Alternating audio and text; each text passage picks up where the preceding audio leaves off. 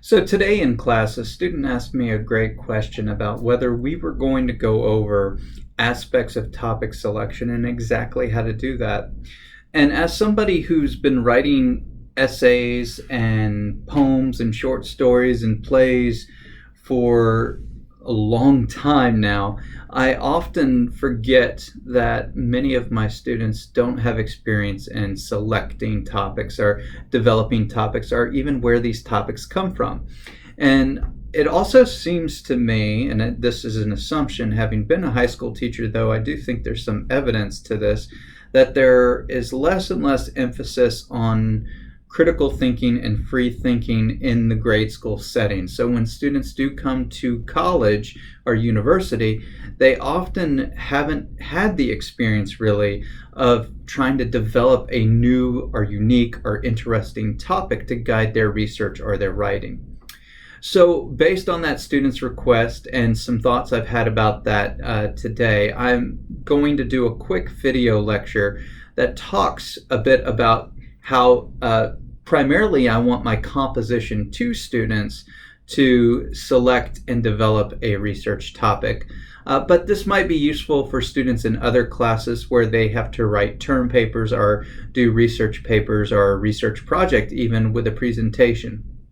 And I'm really going to focus on this topic. Now, I'm going to use a reader that I use in some of my Comp 2 classes. I'm not using this in every single one, every single semester, but I've used this pretty regularly in the last few semesters. It's called Zen and the Art of Motorcycle Maintenance, and there's a number of different editions of this, but I'm just using this as an example of how I use my process and my expectations for students. You may use any sort of reader. This could actually be, I was looking at my shelf thinking about different possible readers that I could use to do an example of this from. But you could even pick like a novel, like say you like science fiction and fantasy and comedy. You could think of something like Douglas Adams' Hitchhiker's Guide to the Galaxy. And there's lots of ideas in this book as well that you could select from. The point of that little segue, that little side conversation, though, is to help you think about the fact that texts, books, films, articles, classes, all these things we can talk about as texts. Texts are full of different information, and that different information can take you in different directions, right? And so your topic sometimes might seem extremely broad. For instance, in the case of Zen and the Art of Motorcycle Maintenance, this novel covers a whole slew of concepts. In fact, the subtitle of the book is An Inquiry into Values, right? An inquiry into values. And anybody who's thought about values and what we value and what that means, or thinks about how values can be used as a synonym for quality of life, can be used as a synonym for laws, can be used as a synonym for morality, can start to see how big this is and how much fits under that umbrella. So if you were using Zen and the Art of Motorcycle Maintenance or Hitchhiker's Guide to the Galaxy or an assigned reader, there's lots of information in either of those texts or any text that you can draw upon to help you select a topic. So, the text doesn't matter so much as in what's up here and what you're interested in. But I am going to give you a few ideas today and some suggestions that might help you moving forward. So before we get too deep into this, though, I want to go over some disclaimers. I typed them up here on the Google Doc that's behind my video. It says, check with your faculty member first, as every faculty member may have a distinct process they want students to use. Especially in composition classes, the assignments may have a different sort of reason for existing. For example, like in my classes, my main focus is teaching you how to develop quality research and then to present that research in an effective, clear, and concise manner through the academic essay. And I think there's lots of transferable skills related to that process and learning how to do that. Other teachers really just want to focus on creativity, or they want to focus on developing opinions and being critical and having information literacy knowledge. And so there's all different kinds of reasons for these sorts of assignments where you would have to select the topic. So always check with the faculty member first about their process and what their expectations are. Also, the process I'm going to go over in this video is a process I have developed for me primarily. And you'll find that often if a faculty member is honest about what they're teaching is a process that has worked for them or for their peers, people they've talked to, and that process may not be as successful for you. You may be able to take elements of this process and make it your own. You may find this process doesn't work at all for you. I hope that's not the case, but ultimately that's up to you. I'm presenting this, but there's no guarantee. I'm not giving you a guarantee saying if you follow my instructions and my process, you're going to select a great topic. Ultimately the ball is in your court. It's up to you to make the shot. Again, I'm talking primarily, and I'm using this book, this reader, as my example and to demonstrate my process. And I've read this book pretty much every semester for the last 10 years. So I know this book pretty well. So I'll be able to do this much quicker than a student would. And also, I'm a little biased toward this. So the process is specific to this book, for example, and there's some inherent biases there, just so you're aware of that. And then I'm also thinking about this process in terms of a semester-long project. In my Composition 2 classes, my students typically write papers that are all interconnected, and those papers are all developments of one single topic. You may have a Composition 2 class or a composition class where you get to write on multiple topics. You may be in a history class where you have a midterm essay and a final term paper. Those are your only 2 grades, but they have to be on different topics. So those sorts of things are going to put different constraints on this process. And so some of the things I talk about in here may not apply. And also some of the things you'll have to do in a much shorter fashion. Okay? So the first real important step in topic selection, I'm going to go down and start a new page here and scroll it up for you. Seems pretty obvious, but I think it bears being stated. So the first important step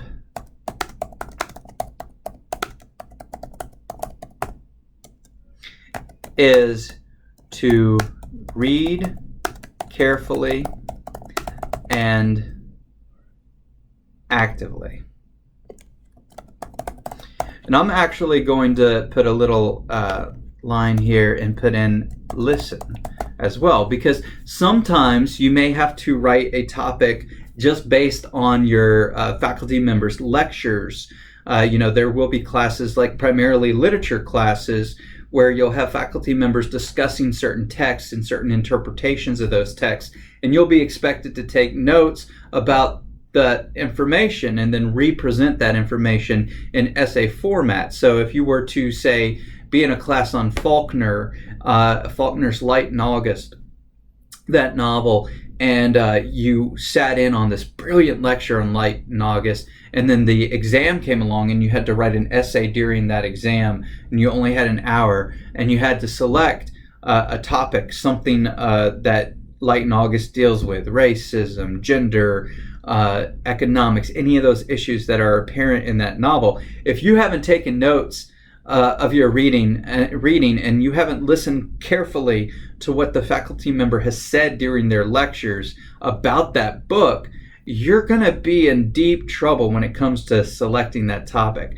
So the first and most important step is to read and listen carefully and actively. And teachers throw around this reading active sort of phrase. It's become kind of a catchphrase. A lot of students don't really know what that means.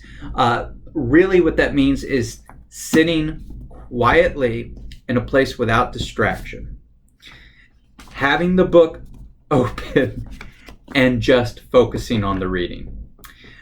Also, it usually helps to have, paper nearby and to be jotting down ideas, quotes, And also, I always recommend for students while they're doing this, and I do this, I have a journal, one of those moleskin notebooks. You can buy cheap ones at Walmart for like $7 that I keep. And when I read, I jot down the quote that I like, and I just go ahead and jot it down using MLA Citation. I put the page number in parentheticals. That way I can always go back and find it. And when I first start in that journal, I write down by hand the MLA Citation for that edition of that book, so I know how to find it, and I can always go back and find my information. Now, that's something I have y'all also do in my Comp 2 classes in your research journals, but it's something you can do while you read.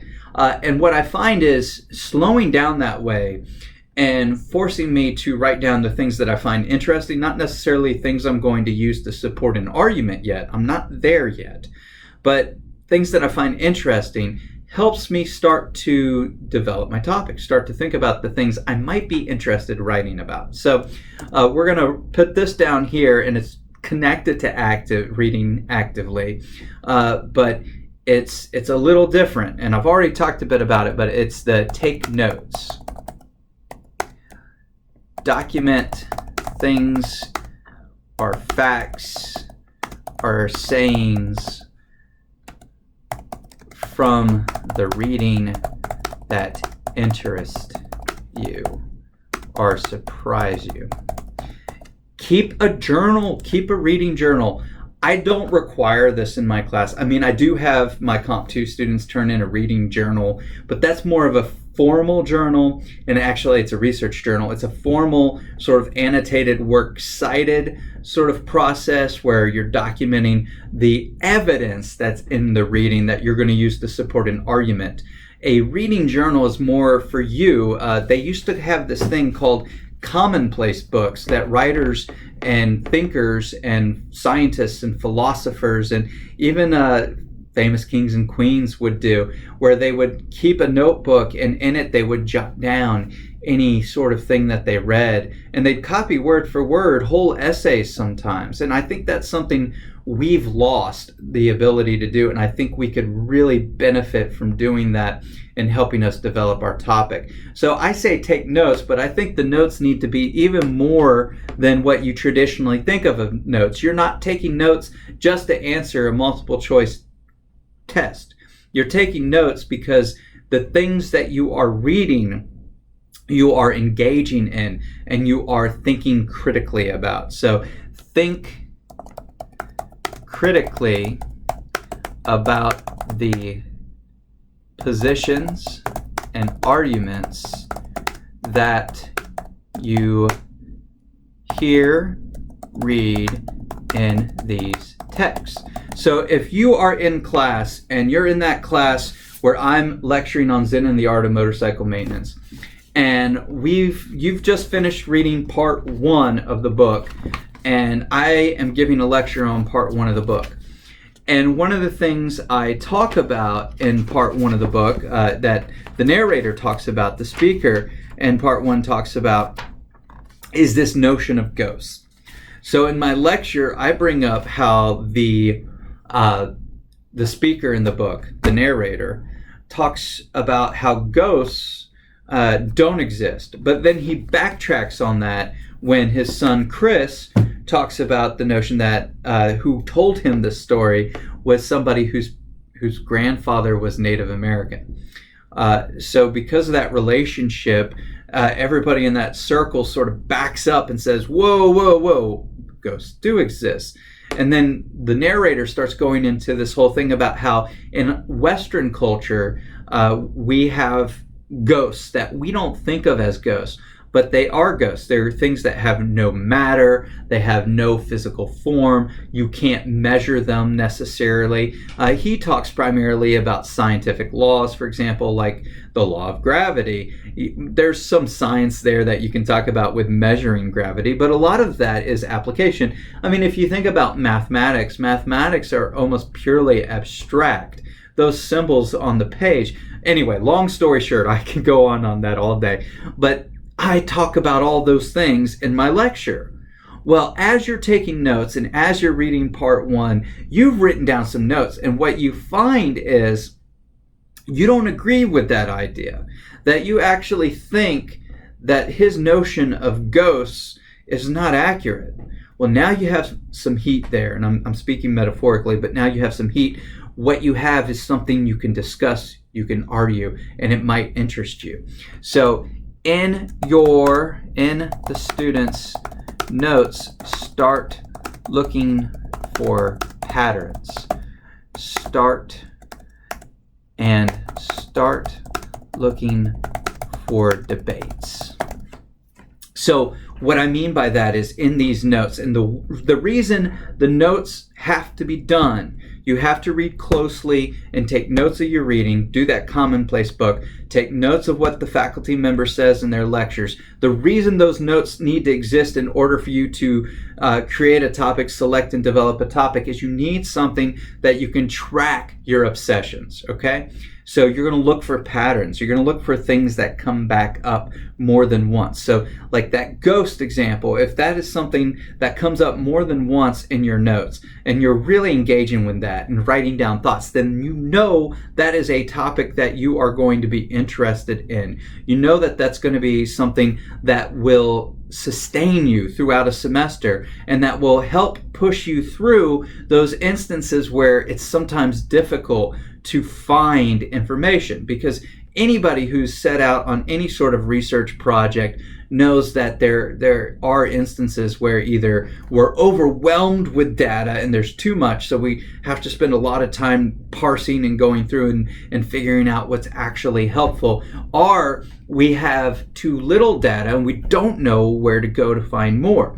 If we have a topic that we really care about, even if it's in a class that we're just doing to meet our major requirements, we should try to find topics that we care about. If we have a topic that we really care about, it's going to sustain us more and help us overcome what the narrator in Zen and the Art of Motorcycle Maintenance calls gumption traps.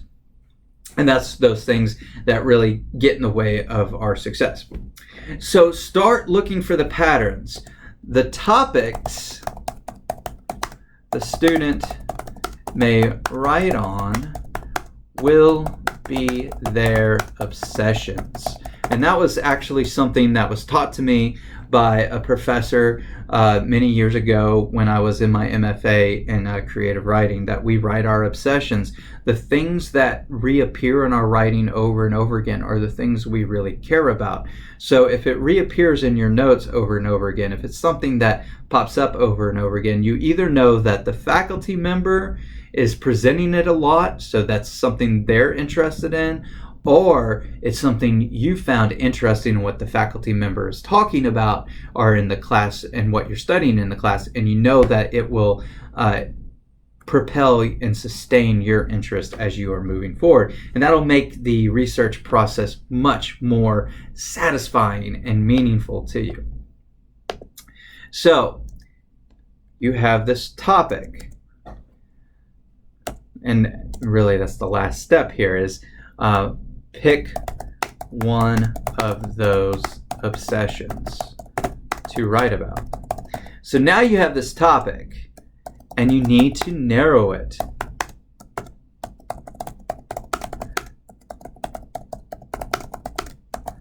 So this is where you start to explore research. If it's a research writing assignment, this is where you start to explore what research is out there. So say you're at Sewella and you can access their database articles. You're going to go to their database. Now, if you're off campus, there's a particular way to log in, and there's special codes and all that. You need to get in touch with the library. And it depends on your institution. You know, if you're at McNeese, if you're at Lamar State College Orange, if you're at University of Louisiana Lafayette, if you're at LSU, you know, any of these schools, regional schools, every school basically everywhere has a certain way to log into their databases. And you need to figure that out for yourself. Now, once you're here, if you're on campus, you can often access these databases easily without any extra login. You select something like Academic Search Complete, that's EBSCOhost. And for me, just because it's easier, I always go in and I just set it up like I'm getting ready to research for my paper. I go to Advanced Search, and I go over here and I leave all this the same, but I make sure it says full text.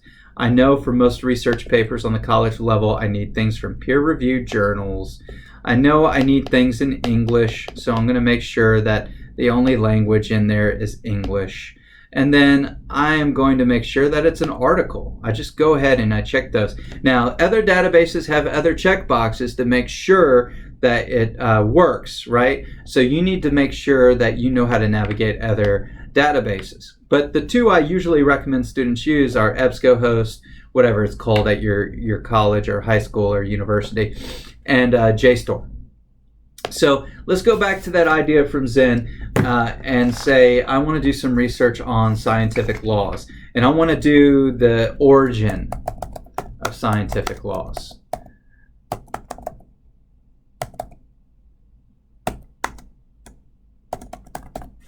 I want to do the origin of scientific laws, but I find that that's a little too much, so I'm going to do scientific method because he talks about scientific method in there too. And I'm going to do my first search, and I'm just going to see if it's even viable at this point. Not bad. You can see here, I got 874 possible articles. So now what I have to go through is I have to see if there's anything in here that's actually about that. And so far, I'm not seeing too much. I'm even getting some stuff that doesn't make any sense to me, like music study. How does that have to do with scientific method? So far it's looking like it might not be a very good topic because I'm not finding a lot in here. But I haven't given up yet. And this is one of the issues students often have is they look at this and they go, there's not a lot, so I'm going to just change it. And well, look, I haven't even done a lot. Look at all this. I haven't done a lot in research. I haven't done a lot in research yet. So I'm going to try a different search. I'm going to see if I get other things that might be more useful. So at this stage, I'm not really getting in here and I'm looking at articles yet. I'm just kind of seeing if there's anything that might be useful. So like 2097, that's a lot of articles. One of the cool things about some of these articles, I might find one that helps me better define my topic. Like I might not really know what is meant by scientific method. So I can go in here and I can start seeing if there's an article in here that might be useful, and you can see a lot of these articles really aren't going to be useful. And this is why, we say in class all the time, this is a time-consuming process. I mean, as you can see here, we've already spent 8 minutes and I do this all the time. So here is another thing I can do. Let's see what happens when I do this. See if we get a better search. So 965. So this is cool. Definitions and conceptual dimensions of responsible research and innovation. So this is talking about exactly how to do research, which is really what the scientific method is about that he talks about in here. Is like, how do we do research? He talks about this idea of hypotheses leading to more hypotheses and the problem with that. So it's really, it might be a viable topic as we go through. So look, I found this article looks pretty cool. Shrek or Superman, how to measure whether a scientific topic is hot or not. Explication, explanation, and history. So I'm starting to see some things that might be really cool and useful that might take me off and even help me define my topic further. So start exploring. Sorry, that's the wrong page there. That's from a previous video. Let me delete that out. So start exploring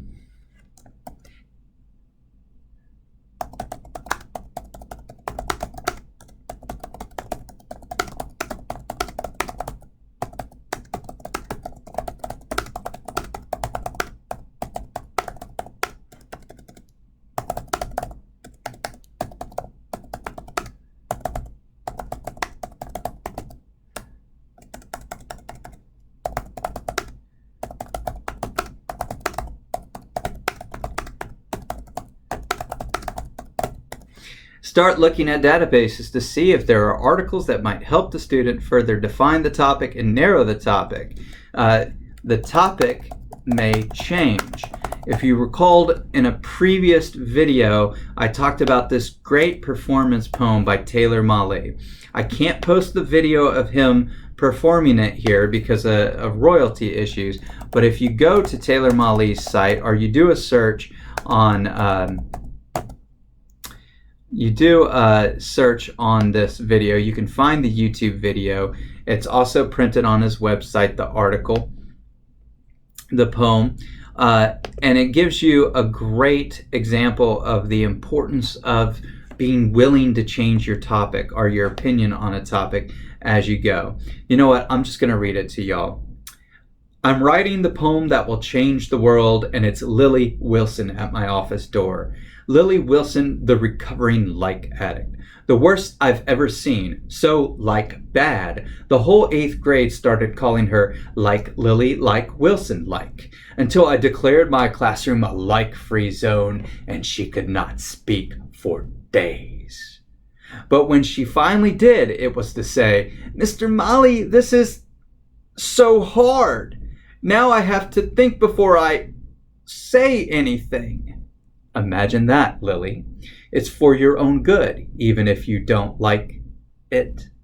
I'm writing the poem that will change the world, and it's Lily Wilson at my office door. Lily is writing a research paper for me about how homosexuals shouldn't be allowed to adopt children. I'm writing the poem that will change the world, and it's like Lily, like Wilson at my office door. She's having trouble finding sources, which is to say, ones that back her up. They all argue in favor of what I thought I was against. And it took 4 years of college, 3 years of graduate school, and every incidental teaching experience I have ever had to let out only, well, that's a real interesting problem, Lily, but what do you propose to do about it? That's what I want to know.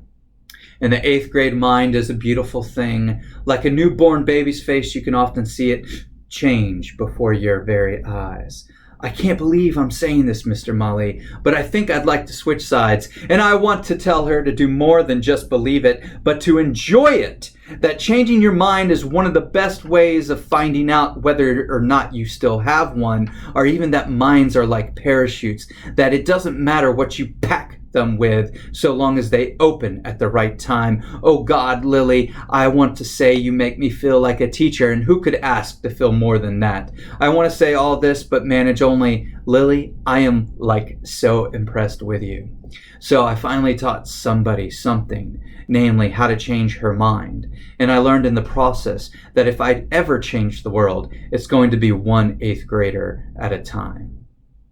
So again, ignoring the politics of the poem, just this idea that changing the mind is one of the best ways of finding out whether or not you still have one, and being willing to change your topic or change how you narrow the topic based on what research is out there is such an essential skill. Students really get hung up on, this is my topic, this is what I care about, and I cannot change it. But the truth is, it evolves. You saw that in me doing that research on scientific method, just looking at database articles. I found this really cool article that might actually be much more interesting and give me an inside line to more research. Now, here's the next step. If you find a cool article like this, open it. We're not quite ready yet to put it in a research journal because we're still making sure this topic is viable. But once this article opens, it's taken a little while to open, a lot longer than I thought it would. Once this thing opens, I'll be able to look at it and I'll be able to read it to see if there's anything in here, right, that I could really talk about, right, that would be really interesting. So they use these fairy tale characters and hot degree research and table and all that. Now, once I have discovered whether this is interesting or not, I want to look at something very important. And this is the reason you go through database articles instead of just doing web research. Although there are some web articles that will have this. I want to look at this. This is their references. Their references. So now, let's say I found this, and this is a really great article. The downside to this, if you look at their references, I'm looking at them now, it's kind of hard to read their references the way they went with their references. But if they have good references, now I can click on them. Let's see if it'll pull it up. You can't see the little spin on my tab there, but I clicked on that because that looks hyperlinked. And I was going to see if the hyperlink would actually take me to the article. Sometimes the hyperlink will take me to the article. And it didn't. And oh, there it is. So now I can see if there's more articles.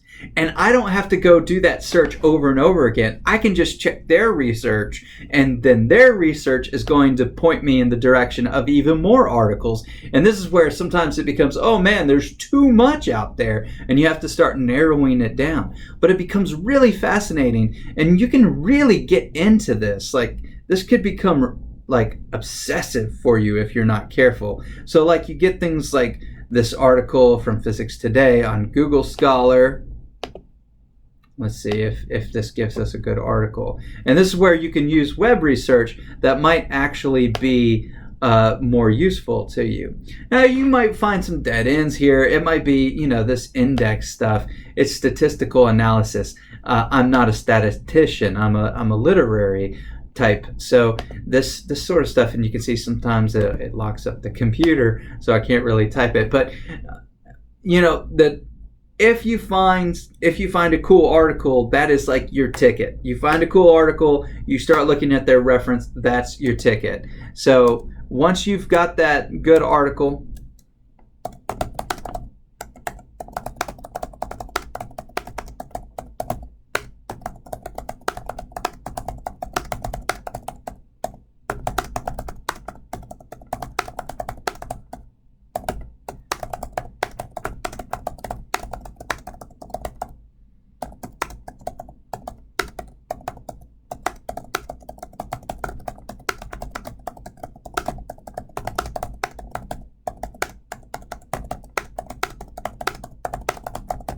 they can start seeing if there's more out there.